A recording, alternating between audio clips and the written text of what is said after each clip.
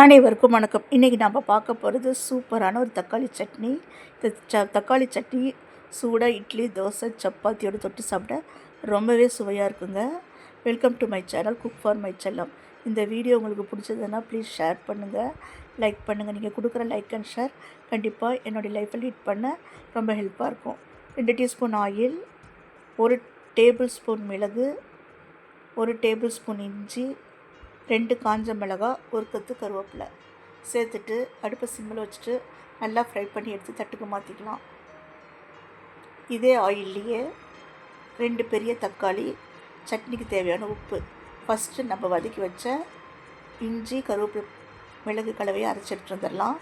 தக்காளி குழஞ்சி வெந்துருச்சிங்க. இப்போது ஆஃப் பண்ணிவிட்டு ஆற வச்சுட்டு இதிலே 2 டேபிள் ஸ்பூன் தேங்காய் சேர்த்துடலாம்.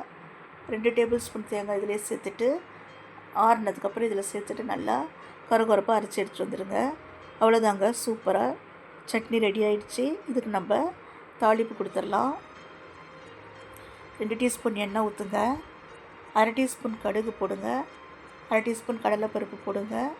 நல்லா பொரியிட்டோம். கொஞ்சமாக கருவேப்பிலை சேர்த்துட்டு நம்ம சட்னியில் ஊற்றிடலாம். சூப்பரான சட்னி ரெடி ஆகிடுச்சு. என்னோடய வீடியோ பிடிச்சதுன்னா ப்ளீஸ் ஷேர் பண்ணுங்கள், லைக் பண்ணுங்கள். நீங்கள் கொடுக்குற லைக் அண்ட் ஷேர் கண்டிப்பாக என்னை ரொம்பவே ஹெல்ப் பண்ணும்.